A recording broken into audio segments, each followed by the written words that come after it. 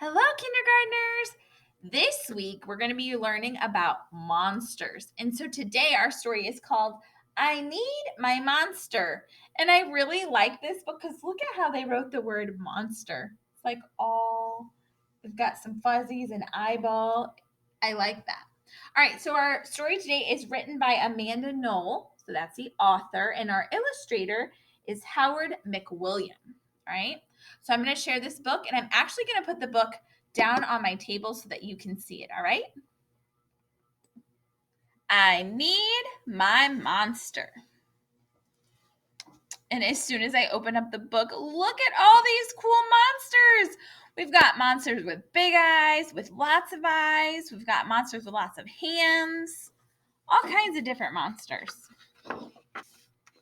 I need my monster. Tonight, when I looked under the bed for my monster, I found this note instead. Gone fishing. Back in a week, Gabe. What was I going to do? I needed a monster under my bed. How was I supposed to get to sleep if my monster was gone? So the little boy's in his bed and he finds this note which says, gone fishing. I tried to sleep, but it wasn't the same without Gabe. I missed his ragged breathing, his nose whistling, the scrabbling of his uncut claws. How would I ever get to sleep without Gabe's familiar scary noises and his spooky green ooze? It was no use. Gabe would be gone for a week, and I just had to have a monster. I climbed quietly out of bed so my parents wouldn't hear me.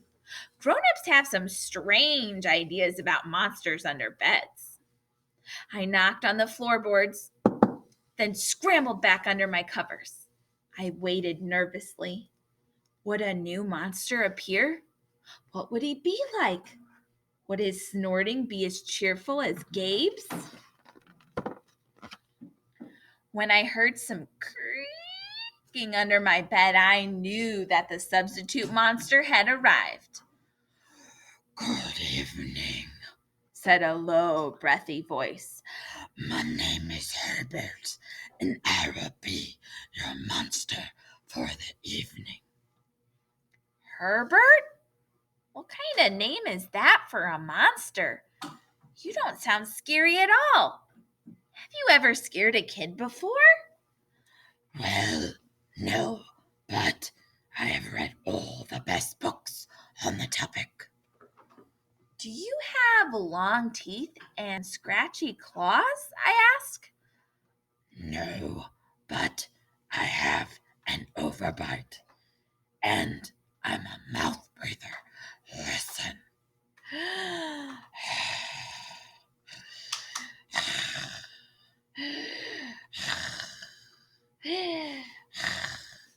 Herbert's panting was kind of scary, but it wasn't enough for me.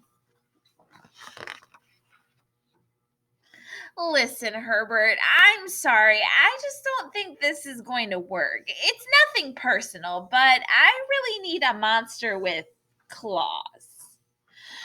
Picky, Herbert complained. As you wish, I'll go. There was some more creaking, and then Herbert was gone. Some scratching warned me that a second monster had appeared. Good evening, he said in a high, silky voice. My name is Ralph. I understand you need a monster with claws. If you would please lean over, I will hold out an arm for inspection. I crouched on the edge of the bed, hoping to see a horrible, shaggy arm with sharp, ragged nails. Instead, I was surprised to see sleekly brushed fur with smooth, shiny claws. Excuse me, I don't mean to be rude, I asked, but is that nail polish on your claws? Yes, Ralph replied. I believe professional monsters should always be well groomed. I could tell that this was not going to work either. I'm sorry to disappoint you, Ralph, but I need a monster with scary claws, like Gabe's, I thought. I heard some more scratching and I knew Ralph was gone. A minute later, a third voice from under the bed rasped, Check out these claws, kid! I gathered my courage and peered over the edge. The claws were impressive, jagged and dark and razor sharp. So far, so good. I was a little nervous. Could you stick out your tail? I whispered. Sure, but don't get scared. I peeked through my fingers at the slimy tail slithering over the foot of my bed. That's when I noticed the bow. Are you a girl monster? Of course I am, she snapped. I'm Cynthia. Do you have a problem with that? Yeah, I do, I admitted. I definitely need a boy monster. Boy monsters are for boys and girl monsters are for girls. Everybody knows that. Well, aren't you a picky one? She sniffed, and then she was gone. Was I being too picky? No. I knew that my monster needed to be well clawed and menacing. The whole point of having a monster, after all, was to keep me in bed, imagining all the scary stuff that could happen if I got out. That's when I heard a shuffling noise and some slobbering. A fourth monster was under my bed. Hey, the name's Mac. One look at his claw proved that Mac was a big, scruffy boy monster. I shivered. Maybe this one would work out. Those are excellent claws, but do you have a long tail? I leaned over to see. No, my tail is stumpy, Max slurped, but I do have an unusually long tongue. Why would I be afraid of a long tongue? I asked. Oh, I don't know, he said, trying to sound terrifying. You never know when I might lick you. I fell back on the bed laughing.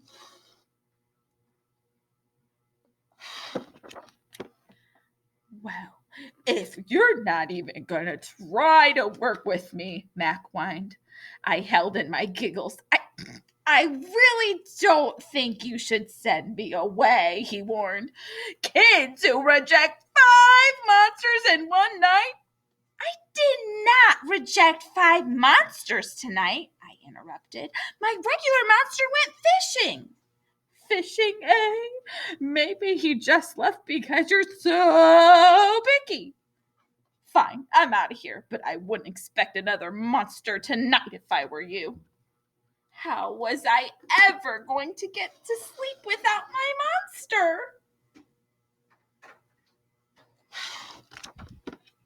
I was surprised to hear more creaking under the bed.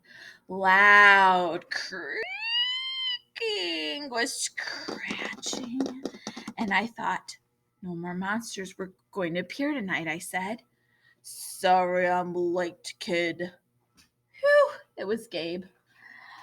I thought I would enjoy fishing, but I didn't, he explained. Those fish scare too easily. No challenge at all. You, however, are challenging, my friend. You're almost too old to be afraid of monsters. You keep me on my toes. Ah, toes, a delicious snack. The bed quivered as Gabe's stomach rumbled with hunger. Now, if you don't mind, I'd like to start the evening with an ominous puddle of drool. I peeked over the edge of the bed and green ooze spread soundlessly from underneath. Then the bed trembled as Gabe unfurled his spiked tail. He was daring me to guess where he might pop up. Oh, I shivered. So you had some substitute monsters tonight, Gabe said, sharpening his claws on my bedpost. Were you scared? Then Gabe started tapping. I could tell he wanted to know if I still needed him. No other monsters scare me like you, I giggled, diving under my covers and pulling them up tight. Through the blanket, I heard Gabe's soft, comforting snores. I knew it. We're made for each other, he growled. When my blanket started to slip off the bed, I knew Gabe was ready to eat. Now, if you could please stick out your foot, he said. I'd like to nibble your pinky. I yanked my blanket back up and scrunched my feet in so Gabe couldn't get them. No toast tonight, but you can have this, I offered, pushing a pillow off the bed. I didn't even hear it hit the floor.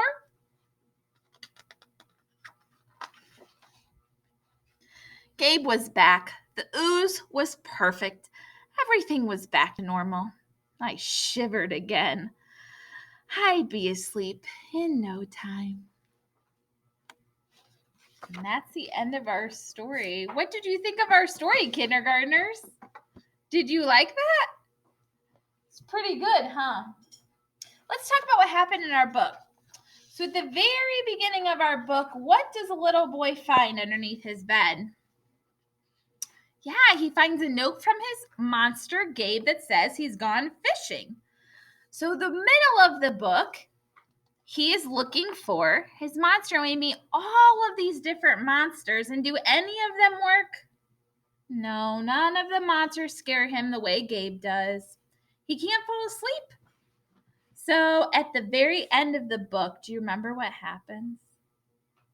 Yeah, Gabe comes back, and the little boy can finally fall asleep because his monster is back, right?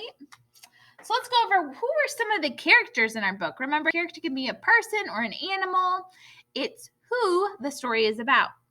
So who is our story about? Yeah, we had lots. We had the little boy. We had his monster, Gabe, right? And then we meet all these other characters. We meet Herbert, and we also meet Ralph.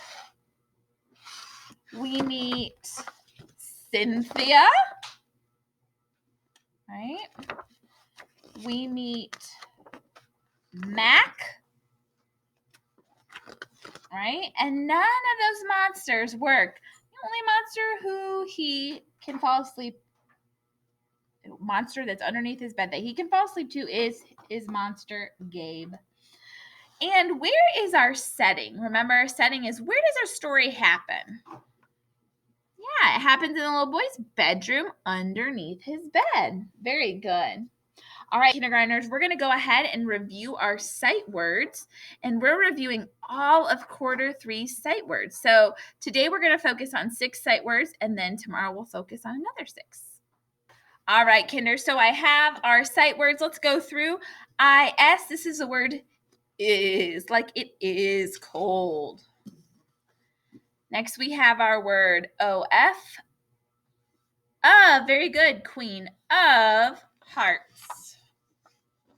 Next, we have the word many mosquitoes. Next, we have SO, so. And HOW, how many gumballs? And our last word, WHERE, where? All right, so sometimes we get bored of practicing writing these, so I have a fun little activity that you can do at home. If you have some Play-Doh and maybe like a pencil or maybe like a paper clip, something that's kind of pointy, you can take some Play-Doh and flatten it out, and then take your sight words and you can actually write into the Play-Doh. So Miss Schneider's going to do that. I'm going to get my pencil and I'm going to write my words. So I know my word IS is my word is. And just write that. And then after I'm done, you know what the best part is? You can just flatten it out and go to your next word. So let's see, what's our next word? Our next word is OF of Queen of Hearts. So I'm just going to write OF. OF of. All right. And this makes it a little bit more fun writing in Play-Doh than like writing with pencil on paper, or even our dry erase markers can sometimes get boring. So if you have some Play-Doh, that's a great way to write your sight words. All right, kinders. I hope you have a wonderful day. And next, if you have some extra time and you'd like to do a monster project, I'm going to link a little video of a monster that you can make. Okay? See ya!